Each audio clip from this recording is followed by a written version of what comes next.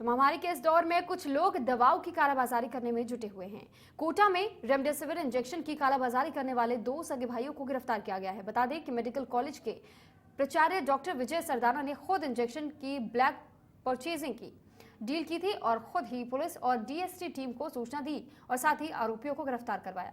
असल में इस पूरे मामले में पहले मेडिकल कॉलेज प्राचार्य डॉक्टर विजय सरदाना के पास न्यू मेडिकल कॉलेज अस्पताल के वार्ड में भर्ती एक मरीजा से दवा जांच बाहर के कराने मांगने की शिकायत मिली थी और प्रिंसिपल इसी की शिकायत की पड़ताल कर रहे थे तो पता चला कि जांचों के नमूने लेने आए लैब बॉय राकेश रैगर ने ब्लैक में रेमडेसिविर मुहैया कराने का भी ऑफर दिया।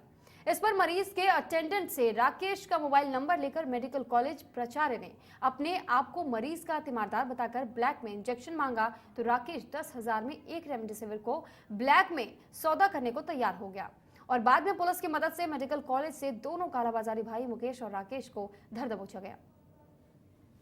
हमने सिटी एसपी विकास पाठक साहब के मार्गदर्शन में कोटा पुलिस की डीएसटी टीम ने रेमडेसिविर इंजेक्शन की कालाबाजारी करते हुए 2 व्यक्तियों को गिरफ्तार किया है। श्रीमान मेडिसिन प्रवीण जैन साहब के निर्देशन में हमें सूचना मिली कि मेडिकल कॉलेज के बाहर कुछ संदिग्ध व्यक्ति जीवन रक्षक इंजेक्शन रेमडेसिविर की कालाबाजारी कर रहे हैं। उस पर हमने जाल बिछाया और 2 व्यक्ति जिनके नाम मनोज और राकेश हैं, ये 20,000 रुपये में 2 रेमडेसिविर इंजेक्शन देने को तैयार हो गए।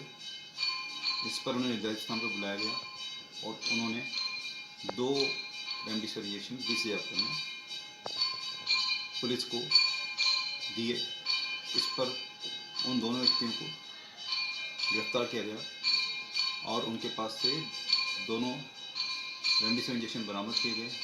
अब इस संबंध में अनुसंधान किया जा रहा है कि वो रेमडेसिविर इंजेक्शन कहाँ से लेकर आए थे और उन्होंने क्या पहले भी इस तरह की रेमडेसिविर इंजेक्शन की कालाबाजारी की है। और इस पर अधिक जानकारी के लिए राजेंद्र संवाददाता हमारे साथ जुड़ चुके हैं। राजेंद्र, जानकारी चाहेंगे आपसे कि दोनों भाइयों को गिरफ्तार किया गया है, आखिर कितने लंबे समय से कालाबाजारी कर रहे थे रेमडेसिविर इंजेक्शंस की? क्या इसके साथ साथ कुछ और लोगों को भी ठगने का मामला सामने आया है और इनके साथ कितने लोग जुड़े हुए हैं? पूरी जानकारी। सुरभि, इस पूरे मामले में अभी 2 लोगों को गिरफ्तार किया है। डीएसटी पुलिस की ये पूरी कार्रवाई है। ये मामला इस तरह से प्रसंग ज्ञान में आया कि लगातार जो ये दोनों भाई थे वहां पर जो कोविड पेशेंट थे उनको लगातार ये कहते आ रहे थे किसी भी चीज की जरूरत हो तो हमें बताना।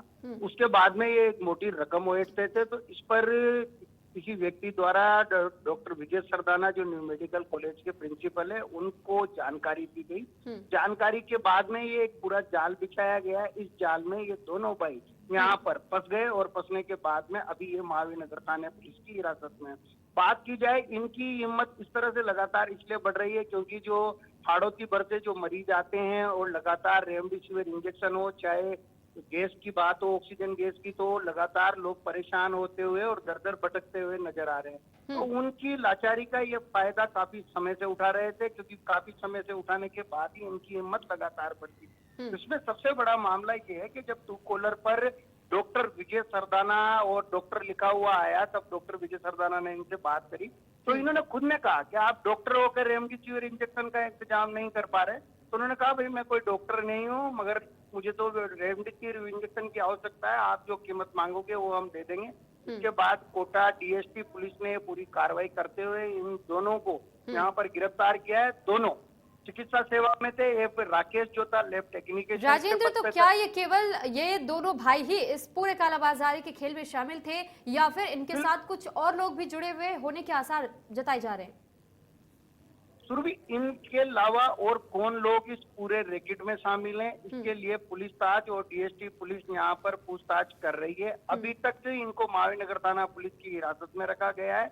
इसके पीछे और कौन कौन लोग हैं इसकी तय तक पुलिस जाएगी और पुलिस जब खुलासा करेगी तो पूरे मामले में कौन लोग इससे जुड़े हुए हैं इसकी पूरी जानकारी मिल पाएगी। मगर अभी तक फिलहाल ये है कि ये दोनों पुलिस की गिरफ्त में है। और जी। इससे जो रेमडेसिविर इंजेक्शन की और कोई भी, सबसे बड़ी बात यह है कि कोविड के दौर में अगर कोई इस तरह की कालाबाजारी करने का प्रयास भी कर रहा है तो अब वो नहीं करेगा। कम से भी कम ये होगा कि लोगों को डर बैठेगा। तो कोटा पुलिस की ये बहुत बढ़िया कार्रवाई है। विजय सरदाना का इसमें बहुत बड़ा योगदान है। खुद प्रिंसिपल होते हुए इस पूरे रैकेट का खुलासा किया। तो इस मामले में वास्तव में ही कोटा जो जिला प्रशासन है उसकी एक बड़ी भूमिका सामने नजर आ रही है। जी सुरभि। धन्यवाद राजेंद्र, आपका तमाम जानकारी हम तक पहुंचाने के लिए। तो वहीं सुजान